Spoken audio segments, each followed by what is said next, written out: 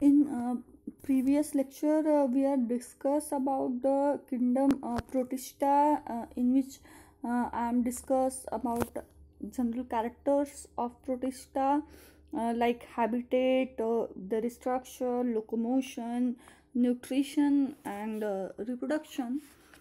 In this lecture, I am describe the major group of Protista or classification of Protista. Unicellular protists have been broadly divided into three major groups. First one is a photosynthetic protist, second one is slime molds, and third one is protozoan protist. The photosynthetic protist is a type of protist in which the most of the organism do photosynthesis and so the holophilic type of nutrition. The second one is slime mold, in which mostly they show consumer decomposer protists like fungi, and the last one is protozoans protist, in which they show their coordination with protozoa, and in this class protozoan protists are included. The photosynthetic protists included the three type of division. The first one is dinoflagellates, division Pyrophyta.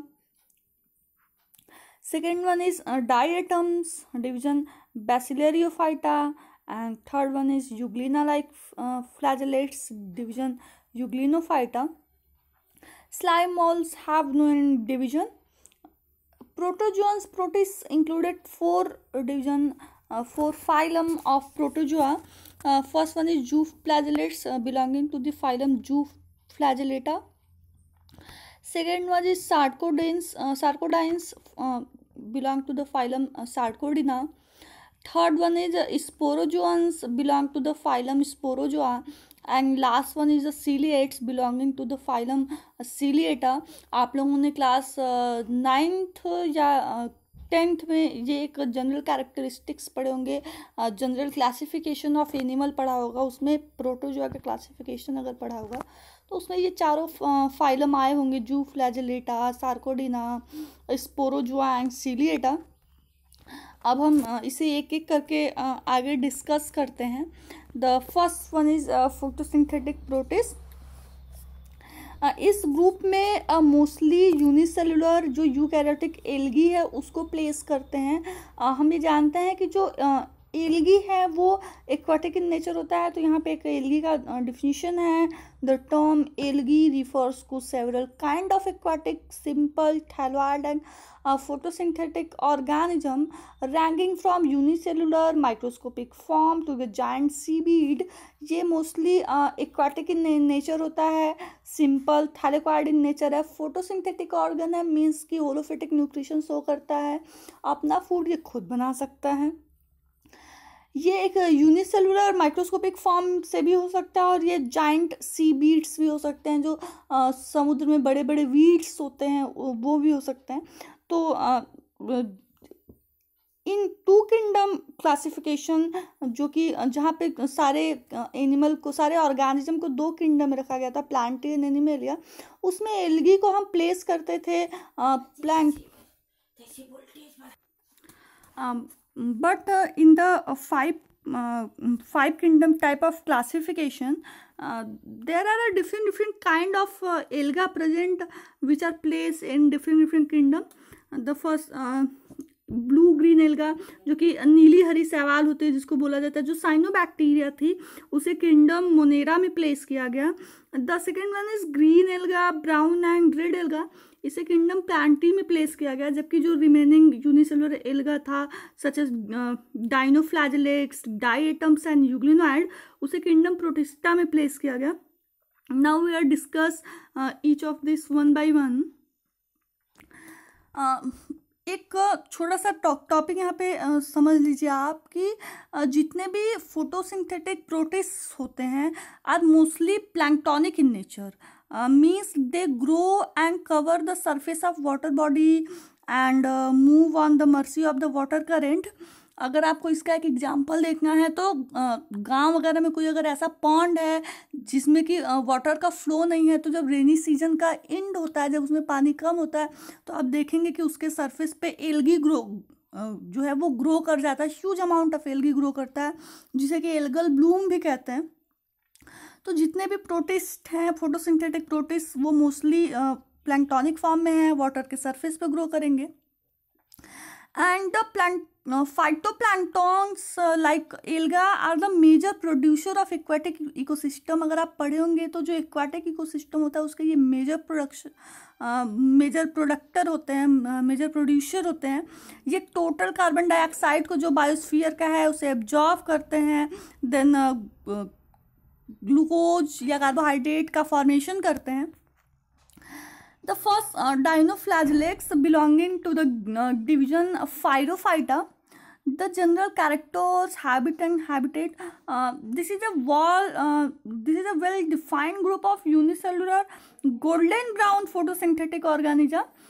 Golden brown photosynthetic organism means this is motile in nature because आप नाम से ही इसे समझ सकते हैं कि डाइनोफ्लैजेलेट्स मतलब जिसमें फ्लैजिला प्रेजेंट हो, और डाइनोफ्लैजेलेट्स है मतलब उसमें फ्लैजिला अगर प्रेजेंट होगा तो मेजॉरिटी होती है कि वो मोबाइल इन नेचर होता है, उसमें मूवेबिलिटी होती है, बट कुछ ऐसे इसमें एक्सेप्शन भी होते हैं। जिसमें फ्लैजिला प्रेजेंट है, जिसमें भी जो भी डाइनोफ्लैजिलेट्स है जिसमें फ्लैजिला प्रेजेंट है, जनरली वो पिक्यूलियर स्पाइनिंग मूवमेंट करता है। स्पाइनिंग मतलब कि रेंगने वाला मूवमेंट करता है। Hence they are called the whirling whips. The group included about 1000 species. Most of them are aquatic in nature, some are marine and some are freshwater in nature. Some of them dinoflagellates grow in abundance over the sea surface. That makes the sea appearance red and causes the so-called red tide. जैसा हमने previous lecture में आप लोगों को बताया भी था कि जो रेड सी है उसका वाटर का अपीयरेंस रेड सिर्फ वहाँ के रेड एल्गा की वजह से है। अगर न्यूट्रिशन की बात करें तो जितने भी डाइनोफ्लैजिलेट्स है वो मिक्सोट्रॉपिक न्यूट्रिशन को शो करते हैं। मींस उसमें से जो मोस्टली हैं वो holophytic type of nutrition show करते हैं। They are photosynthetic in nature. ये कंज्यूम करते हैं जितने भी एक्वाटिक एनिमल होते हैं जो कार्बन डाइऑक्साइड को ड्यूरिंग रेस्पिरेशन एक्सहेल करते हैं, उसे कंज्यूम करते हैं और ग्लूकोज का फॉर्मेशन करते हैं। But some form of dinoflagellates are saprobic in nature, saprophytic in nature. They grow on the death and decay material. Some are parasites in nature, like Blastodinium is a parasite of animal, and some show symbiotic relationship, mutual relationship, and some are the holozoic in nature. Here a figure of different type of dinoflagellates where the flagella is so. The first one is Glenodinium, second one is Peridinium, third one is Gymnodium, and the last one is Gonalax, in which you can easily see the flagella for their movement. Some dinoflagellates like some dinoflagellates like Goniolax, when grow in a large number in sea, they release a toxic into water. This toxic are generally poisonous in nature. ये एक जहरीला होता है और ये जितने भी marine animal होते हैं, large amount of marine animals को किल करने के लिए सफिशिएंट होता है। जबकि कुछ ऐसे भी डाइनोफ्लैजेलेट्स हैं लाइक नॉक्टिलुका है, फाइरोसिस्टिस है, ये फॉस्फोरेसेंट शो करते हैं। फॉस्फोरेसेंट मीन्स कि इनके पास लाइट होता है जो कि डार्क एरिया में जो होते हैं उसमें ग्लो करते हैं। ये मोस्टली इस टाइप के जो डाइनोफ्लैजेलेट्स होते हैं वो डीप सी होते हैं, पानी के समुद्र के निचली सतह में रहते हैं। और ये जो प्रोसेस है सी सरफेस को जो ग्लो करता है डार्क में, जो फॉस्फोरेसेंट वाला पूरा प्रोसेस है, इसको एक टर्म देते हैं जिसको बायोल्यूमिनेसेंस बोलते हैं। ये कुछ फिश में भी पाई जाती है, अगर आप जानते हो, कुछ फिशेस भी ऐसी होती हैं जो इन द इवनिंग और in the deep sea glow करती हैं, लाइट प्रोड्यूस करती हैं। अगर हम रिप्रोडक्शन की बात करें तो dinoflagellates reproduce sexually and asexually both type of method. Asexually reproduction is via the cell division or by the formation of zoospore. Zoospore is similar to the spore of cyanobacteria, like जिसमें कि एक thick wall membrane होती है जिसके अंदर की उसका genetic material कुछ साइटोप्लाज्म स्टोर होता है, and during the unfavourable condition वो थर्मो जो कह सकते हैं वो हीट जो होता है या जो टेम्परेचर होता है उससे रेजिस्टेंसीज वो करता है। फेवरेबल कंडीशन जब आता है, जब उसको प्रॉपर मॉइस्चर मिलता है, फेवरेबल टेम्परेचर होता है, तो उसकी जो वॉल है वो ब्रश करती है by the absorption of moisture and then germinate and form the new alga. Cyst का भी फॉर्मेशन होता है इसमें।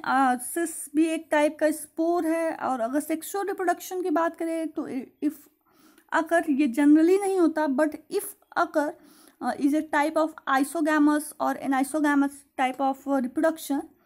Conjugation also found, that is two cell conjugate by a conjugation canal where the two embodied gametes fuse to form a diploid zygote.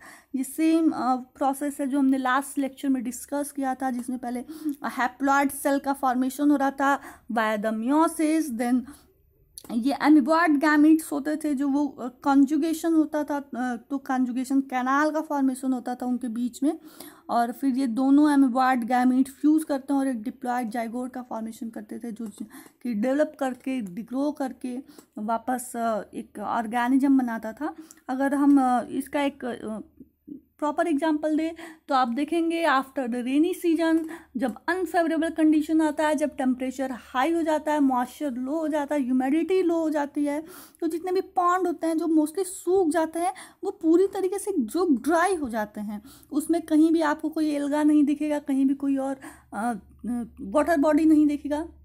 लेकिन जैसे ही वापस rainy season आता है नेक्स्ट ईयर, जैसे ही ह्यूमिडिटी जो होती है वो मिलती है उनको, जैसे ही मॉइस्चर इंक्रीज करता है, वो टेम्परेचर डाउन होता है, वापस से उसमें एल्गा का ग्रो होता है, फिर वो एल्गल ब्लूम आपको इजीली शो हो जाएगा।